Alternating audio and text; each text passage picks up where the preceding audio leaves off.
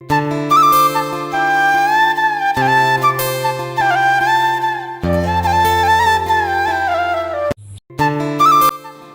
জগন্নাথ। জগন্নাথের কৃপায় এবছরও আবারও চলে যাচ্ছি জগন্নাথের দর্শনে। কোথায় যাচ্ছি অবশ্যই জানতে হলে ভিডিওটা পুরো দেখবে। তো যাওয়ার সময় একটা দোকানে দাঁড়ালাম, সেখান থেকে একটু মোম ধূপকাঠি নিয়ে নিলাম আর কিছু টুকিটাকি জিনিস নিয়ে নিলাম। তো নেওয়ার পরে কিন্তু আমরা আবার ছুটলাম সেই গন্তব্যে যাওয়ার জন্য। তো প্রতি বছরই কিন্তু এই জায়গাটাতে যাওয়া হয় একজনের ভাগ্যে। তো সেই দিদিটা হচ্ছে গিয়ে অ্যাকচুয়ালি আমার ছেলে, আর সেই দিদির ছেলে একই ক্লাসে পড়ে। সেই নার্সারির থেকে আমাদের আজকে প্রায় 4 বছর ধরে আমাদের পরিচয়। তো তখন থেকে দিদির বাড়িতে যেহেতু জগন্নাথের পুজোর রথ হয়, তো তখন থেকেই দিদি প্রতি বছর মনে করে করে ইনভাইট করে। এখন বেশি একটা দিদিও স্কুলে যায় না, আমাদেরও যাওয়া হয় না, যেহেতু অনেকটা টাইম বাচ্চারা স্কুলে থাকে, আমাদের পক্ষে পসিবল হয় না। সময়ের সাথে সাথে আমাদের দেখা হয় না, কথা হয় না ঠিকই, কিন্তু এই বছর প্রতিটা বছর এই দিনে দিদি কখনোই ভুলে যায় না আমাকে অন্তত নিমন্ত্রণ করতে। তো এই যে এখনও যে আমাদের মধ্যে এই যে একটা মানে বন্ডিং রয়ে গেছে, একেবারে কথা হয় না বললেও ভুল হবে, মাঝে মাঝে মাঝে মানে সেটা খুবই কম, বছরে হয়তো 1-8 দিন কোনো কারণে হয়তো কথা যদি হয়ে যায়। তো যাই হোক, মনের একটা টান ভালোবাসা থাকলে যেটা হয় যে দূরে থেকেও কিন্তু ভালোবাসার কোনো কমতি হয় না। আর রয়েছে জগন্নাথের কৃপা। জগন্নাথের কৃপা না হলেও যতই সেখানে আমরা যেতে চাই না কেন কখনো যেতে পারতাম না। আমিও এই দিনটার জন্য প্রতি বছর অপেক্ষা করি। এই দিদির জন্যই কিন্তু প্রতি বছর জগন্নাথের এই মহাপ্রসাদে আমিও ভাগ নিতে পারি। আসলে 7 দিনের মধ্যে একদিন 56 ভোগের আয়োজন করা হয়। এই বিশেষ দিনে বিশেষ প্রসাদ আমরাও লাভ করতে যে পারি সেটা ভাগ্যের ব্যাপার। তো এই যে আমরা চলে এসেছি দিদির বাড়িতে। এই হচ্ছে দিদির বাড়ির রথটা, যেটা বাড়ি থেকে এনে এখানে রাখা হয়। তো চলো তোমাদেরকে দেখাচ্ছি, আমি দিদিকেও দেখাবো আর অবশ্যই জগন্নাথ দেবকেও দেখাবো। তো ওদের বাড়িতে প্রচুর মানুষ হয়, প্রচুর মানুষ হয়। আর সেদিন হচ্ছিল খুবই বৃষ্টি, এই বৃষ্টি তো এই রৌদ্র, এরকমই চলে। এটা তো রথের সময় প্রত্যেক বছরেরই কাহিনী। আর বৃষ্টি হবে না রথে সেটা হতেই পারে না। প্রচুর মানুষ হয়, প্রচুর মানুষ। প্রতিবার দিদির একটা কমপ্লেন যে আমি সবার পরে আসি, আমাকে পুরো প্রসাদ দিদি দিতে পারে না, মানে যা যা আইটেম করা হয় আমি সবটা পাই না, এটা দিদির একটা রাগ। তাই এবার কিন্তু একদিন টাইমলি আমি এসেছি। এই হচ্ছে সেই দিদি, আমরা ডলিদি বলি।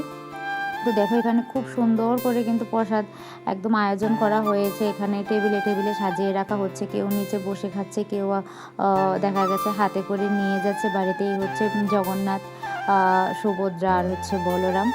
তো যাই হোক, আমি একটুখানি ভিডিওর মধ্যে যতটা পারছি দেখিয়ে দিচ্ছি।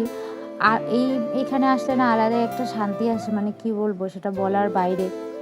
মনে হয় যেন স্বয়ং জগন্নাথ এখানে বিরাজ করছে। আর ওদেরও জগন্নাথের প্রতি অনেক ভক্তি ভরে কিন্তু ওরা পুজো অর্চা করে। দেখো এখানে আমি প্রসাদ খেতে কিন্তু আমরা অলরেডি বসে গেছি।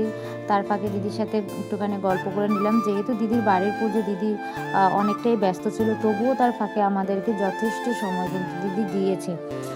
দিদির মনে একটাই কষ্ট যে প্রতিবার যখন আমায় আসার জন্য বলে এই দিনে, মানে যেদিন ওদের 56 ভোগ করা হয়, আমি আসলে এমন একটা সময় যাই না যে সবাই প্রসাদ টসাদ খেয়ে চলে যায়, একদম শেষ সময় হতো আমার 4:30-5টা বেজে যায়। যার জন্য কি হয়, প্রসাদে যা যা ওরা আইটেম করে সবটা থাকে না। তো যাই হোক, এবার আমি আগে আগে কিন্তু চলে এসেছি। আমি মনে করি প্রসাদ অল্প হোক আর বেশি হোক, প্রসাদ পাওয়াটাই ভাগ্যের ব্যাপার। তো ওরা অনেক আইটেম করেছিল এখানে।